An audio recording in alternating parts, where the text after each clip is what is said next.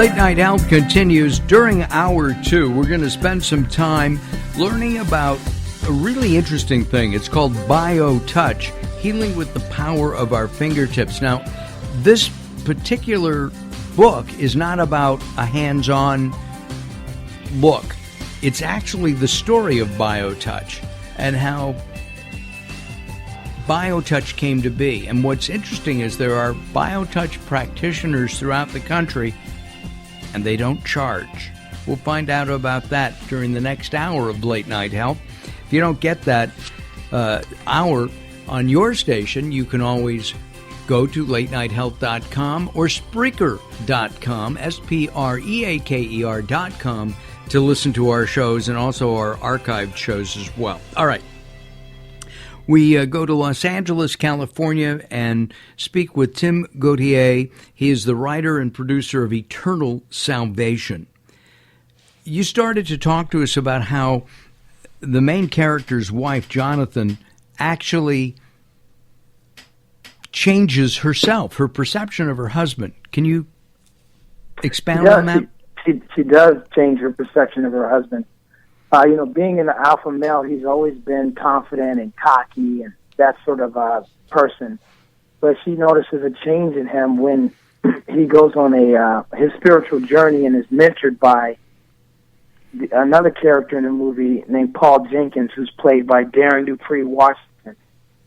And what she notices how he's become more introspective, and he doesn't have it's hard of an edge, and he shows vulnerability as well in the movie as we progress in the story in places that he didn't in the past. So, yes, she's noticing a change in him, and that also comes up in one of their conversations.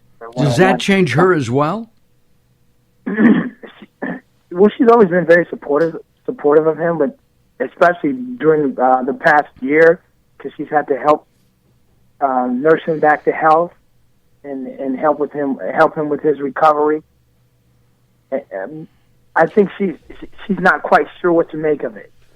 I know that a lot of alpha males tend to attract and be attracted to alpha females. Would you say that she is an alpha female? She's the trophy wife, putting on parties, and this is prior to the aneurysm. I would say she's a country club, wife. She's definitely a socialite. She goes to the country club, and she is an alpha female, but she's very supportive of her husband. I think she has a great admiration for her husband based on what he's been able to accomplish in the business world. So there's a mutual respect there that we see in the film.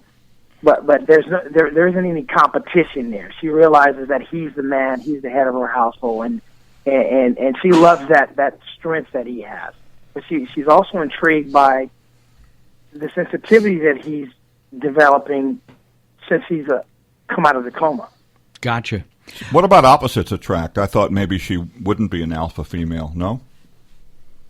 I wouldn't think so. No. I mean, are you an alpha male, Ken? No, I'm kind of a laid-back guy. Are you? Yeah. And how about your wife? She's more, she's more of a doer, let's put it that way. Yeah. And I know your wife, Daryl. Yeah, so judge for yourself. All right, judge. I love Sherry. And my wife's pretty laid back, so I guess what does that make me? Now, you must be laid back, too. You're not from Southern California. Where are you from? I am. Are you? Does he not sound like he's from Charleston, South Carolina, or something? Well, as a quick answer, do you drive the do you drive 405 or the 405? I think the 405 drives me. The 405. But I'm saying if you use the word that makes you an official California. Oh, okay. Yeah. When my grandparents first came out here, they used to say they were going to drive down Sepulveda. Oh, yeah.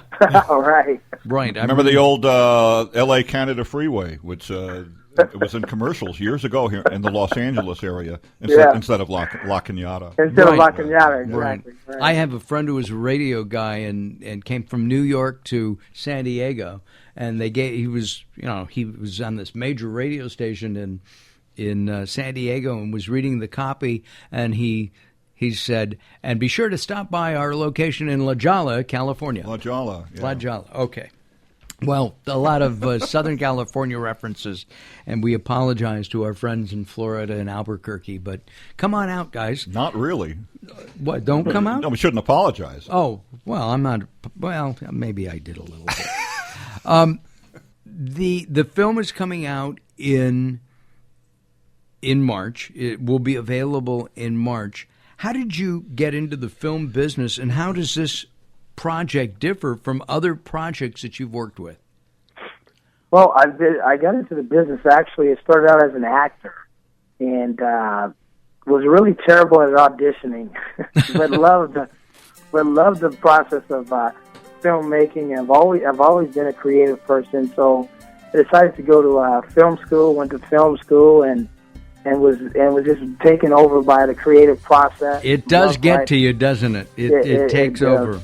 Our guest has been Tim-Gautier. He's the managing director of Eternal Salvation Productions. He's written a film and produced it. It is called Eternal Salvation. Go to latenighthealth.com. There'll be a link there to their website, the Eternal Salvation website, and you'll learn more about it. All right, coming up next is going to be Ken and Daryl and Mark, and we're going to talk about how we feel about growing older. That's what's happening next on Late Night Health. Don't go away. More coming up.